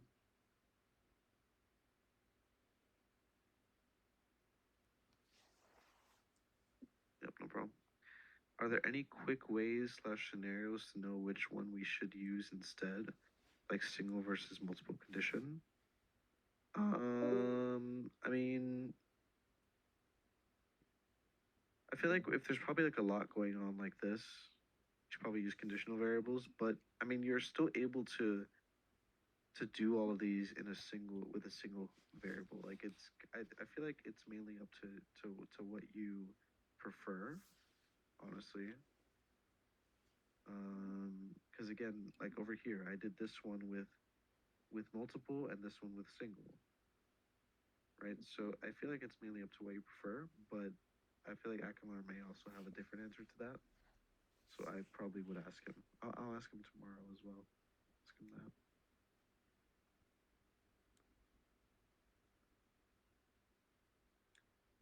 All right. So that is it for monitor coding questions. I think we just have left binary, or I think we just have left mutex and semaphore. I guess, Lauren, do you want to go over like 2 quick examples and then we'll skim like the beginning of memory management and then we'll call it a night? Yeah, that works. All right, so I'll let you take over. Cool. Share my screen.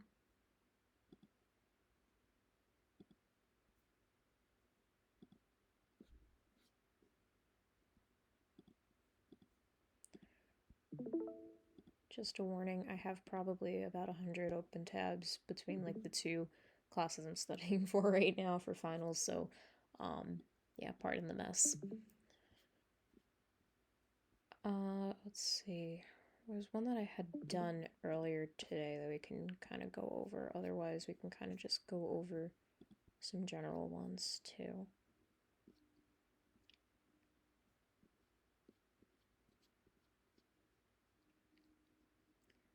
This was one that I did with mutexes and condition variables. I think that might be a good one to kind of go over. This was like the red and blue one.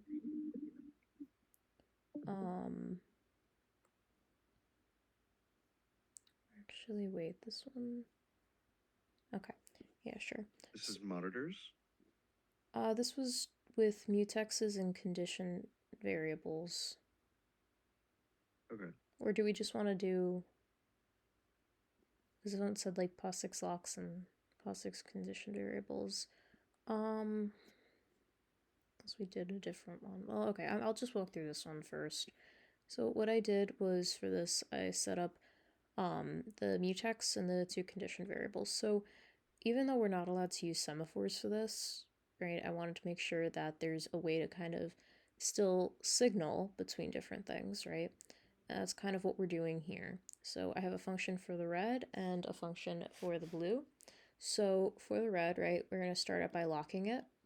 And we're seeing, hey, if the red is at 3, right, you're going to do your condition wait, because this is kind of at the point where you can't go any further because it said a max of 3 red threads. So it would wait at this point here. Also, I did this with like the POSIX, so like the pthread condition. So it's pthread condition init, and then the name with the ampersand, and then just a parameter of null. So it's pretty much the same thing as Justin had did, but he did it more like with Java, right? So like kind of declaring the reentrant lock, and then setting that lock to the condition variable. With C++, it's a little simpler. So you don't have to worry about as much with that. So anyway, right, after that point, if we're good, then I add one to the red, so one of the reds can pass through, right? I unlock the mutex. Actually, this part I was kind of confused about with knowing whether or not the to subtract the red after it's finished. I think that should actually go at the end. Right, so you're gonna also test to see, if red is equal to 0, then you're able to signal for more blue, right? So it's exactly 3 go in, then exactly 3 come out. So actually, wait, that's what it was. Sorry, so that actually was supposed to go there, right? So at this point, the red goes in, and the mutex is unlocked, right? So I can kind of just, like, go through another, like another thread that comes through with red. Actually, this might need to be in there, actually. I'm not really sure about the counter for it, but the most important part really is for the signal itself, right?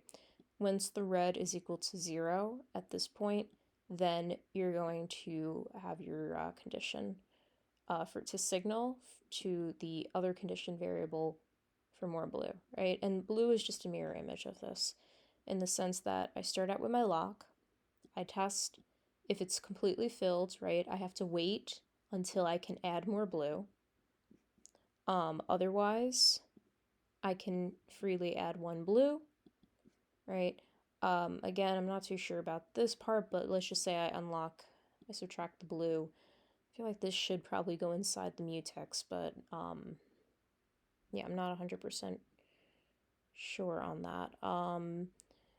And then if blue is equal to 0 at this point, we signal for more red. So that's mostly the kind of gist on this. Yeah. I'm thinking that perhaps if I moved this down here and then had the unlock at the end. Justin, do you have any idea on that, or? What again? Sorry. Yeah, so for this, the one part I was a little bit Oh, confused. your stream stopped sharing. Oh, great.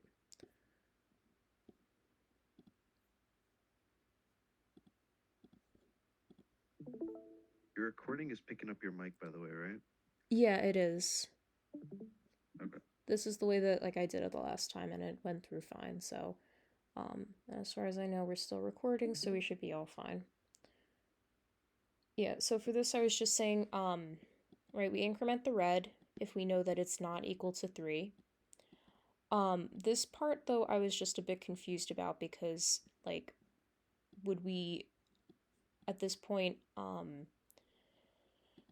like where do we subtract the red at the end, right? Because we want to make sure that it's back down to 0 before like we test if there's, at that point.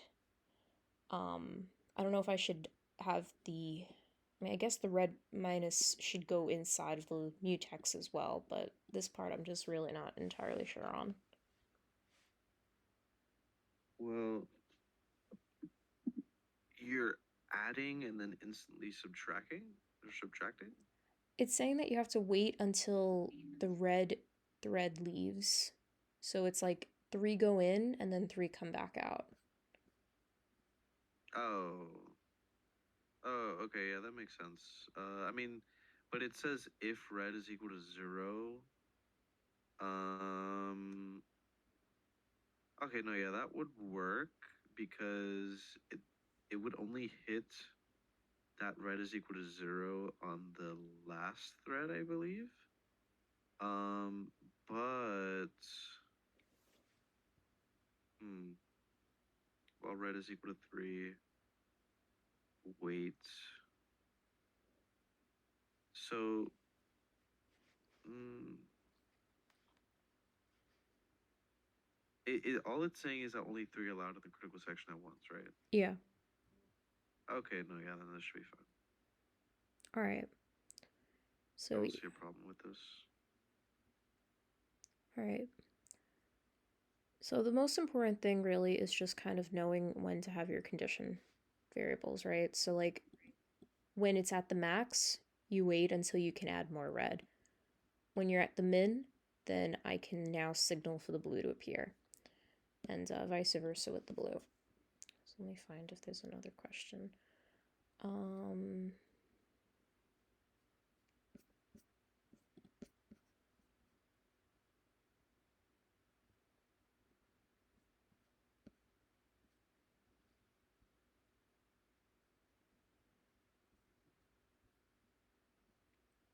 Does anyone have like a specific one that like we should go over, or?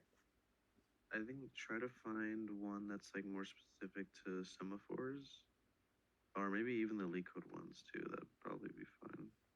Yeah, I was honestly low-key gonna just kind of go through the LeetCode ones again. It's fine. All right, yeah. So a lot of these kind of follow the same thing, so just to kind of go over really simple, right? Um, most of these follow like a semaphore pattern, right? So in case like we have something here, right, we want to print this in order. Print first goes first, right? There's no semaphore waiting here. Then we post to the first one, so this goes to 1 to 2. Then 2, second one, is waiting for that 1 to 2. So I like to think of these semaphores as like the barriers between each of these threads. So we have now, we print the second, then we post to the barrier for 2 to 3. And for that one, we're just waiting on just the 2 to 3. So this is just your simple semaphore problem, right? So just to kind of think about it, right, we want to just kind of create like barriers between where the different processes are going. So it's a counting semaphore, right? This is just a binary one. Yeah. Now, okay, with this problem, can someone tell me, Lauren, try not to answer this, but can someone tell me, this problem itself, you just want to print first, second, third, and you only want to print it once, no matter how the thread's executed. So let's say T3, T2, T1, or T2, T3, T3, and T1, etc. But let's say we have, for example, T2, T3, T1, T2, T2, T3, T1, etc., etc., etc., where we want to continuously print first, second, third, first, second, third, first, second, third, first, second, third. How would we change the code here for that to be the case? Where instead of just printing first, second, third once, meaning we already know it's going to be 3 threads, how would we change it so it's always just first, second, third, first, second, third, first, second, third, no matter the number of threads? There'd be a small change in the code here. What do you guys think?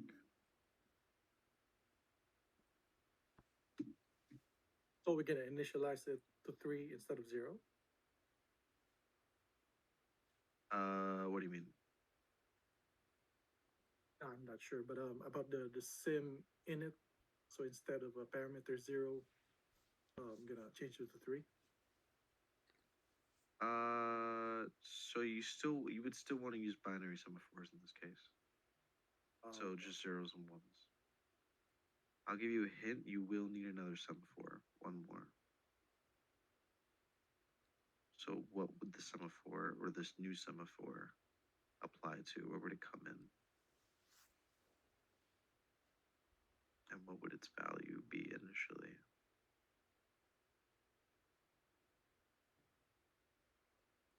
Oh wait, sorry, I forgot to open the chat. Yeah, it's similar to molecules. It would be in the third one, right? So in the third, yes, but what part of it? Third one, you can post the first function, correct, right? So Lauren, just in your, well, let's first create the semaphore. Don't run this because it's going to be incorrect, Lauren, but just create a semaphore. Call it like 3 to 1 or something. Yeah. And then what should the initial value be? What do you guys think?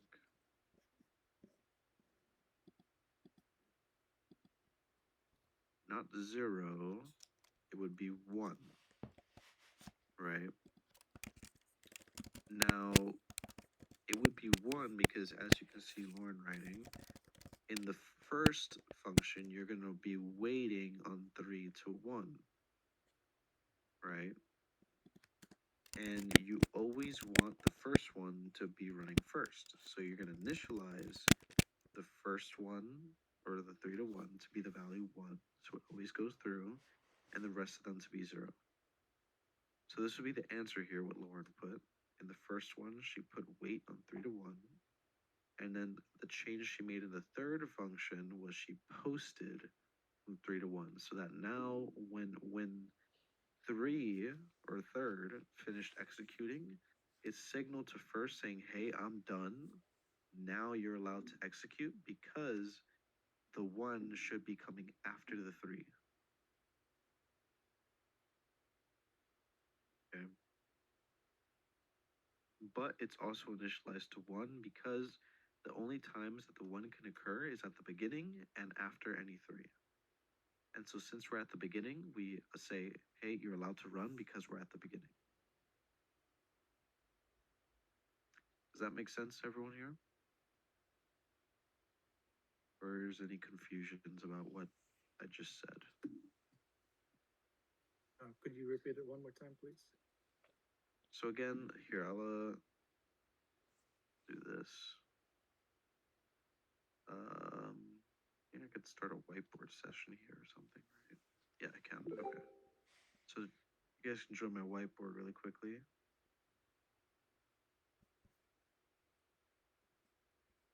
And just don't draw anything on it. So again, our possible thing, or in the original problem, we only had 3 threads. 1 thread executing the first function, 1 thread the second, and a third one the third. But we did not know the order in which they would be executing, right? So we always wanted the output to look like this, despite not knowing the order in which they execute, right? But now I'm saying, okay, we have first, second, third. What if we wanted first, second, third for an unknown amount of times? We can have first, second, third. I won't write all of it, but like first, sec, third, sec, third, etc. Very similar to the H2O problem, where in H2O, you always wanted HHO, right? Let's say we only had 3 threads, 2 executing the H function and 1 executing the O function, right? So now we have HHO. But in the actual H2O problem, we don't know how many threads we have. And so that's why for the output, it's always HHO, HHO, HHO, HHO, HHO. Because we don't know how many threads we have, it's just going to keep running, right? And in the original first, second, third problem, we already know we have only 3 threads. But now I manipulate it to be, okay, it's going to be first, second, third, first, second, third, first, second, third, first, second, third. And so how we saw it is we said, okay, we always want to start with the first, right? But for any first that show up later, they must only show up after third has been printed. And so we made a new semaphore, a binary semaphore, starting at the value 1, where first waits on that semaphore, right, at the beginning, and then the function third signals to that semaphore, right? Where third is saying, okay, I have just ran, I printed the value, the string third, I'm going to signal to this semaphore saying, hey, if there's any threads waiting on this first function, you're now allowed to run once because I have just finished printing. And why is it only once? Because it's a binary semaphore. The value is 1. So it increments it by 1, and then let's say there's 3 threads waiting. The first thread to wake up would be the one to continue. And that's it. Does that make a bit more sense? K20C1. It makes sense. Thank you so much. Yep. Okay. So I guess, did that make sense, everyone? I think that was a pretty good curveball, I guess. But yeah, that's pretty much it for semaphores. If you want more experience with counting semaphores, visit the H2O problem. If you want examples with mutex locks,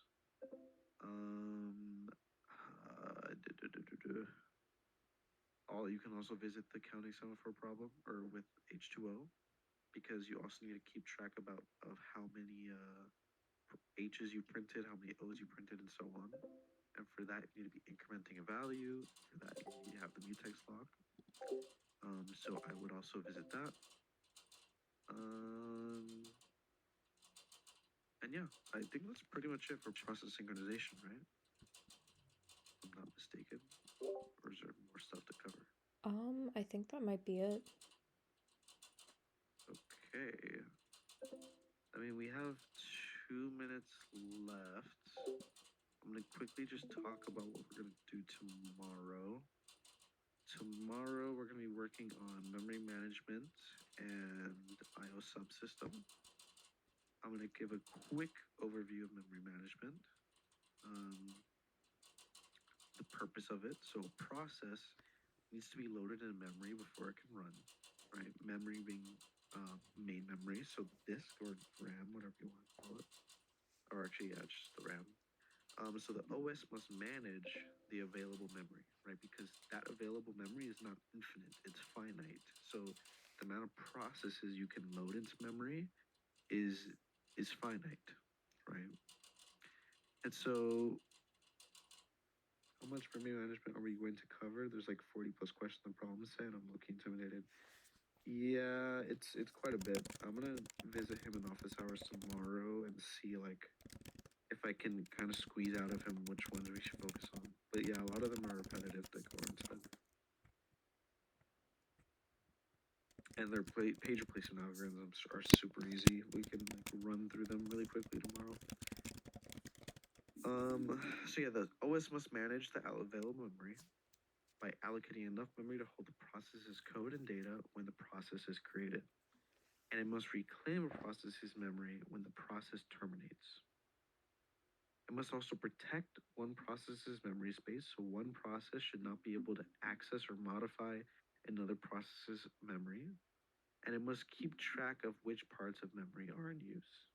And so we're going to go over many different ways to do this, some of the cons of doing it a certain way, and some of the solutions of some of the solutions of those cons, I guess you could say, which have kind of invented new ways of doing things. We're going to be talking about variable partitioning. We're going to be talking about physical addresses, variable partitioning with logical addresses and MMUs, paging, segmentation, loading processes into main memory with variable partitioning, and page replacement algorithms.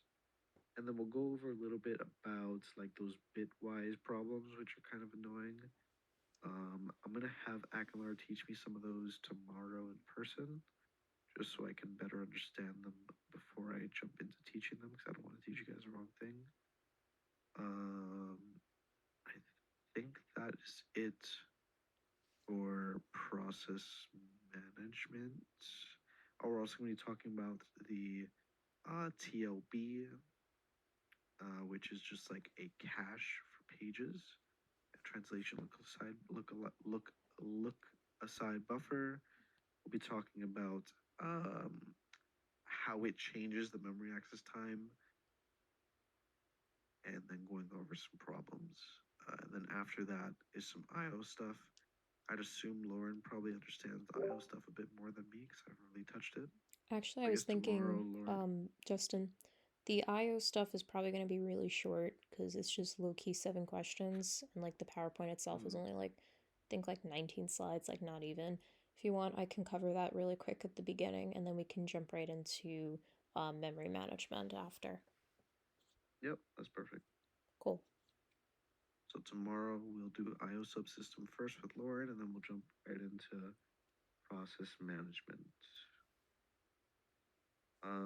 Okay, so Lauren, if you want, you can stop recording.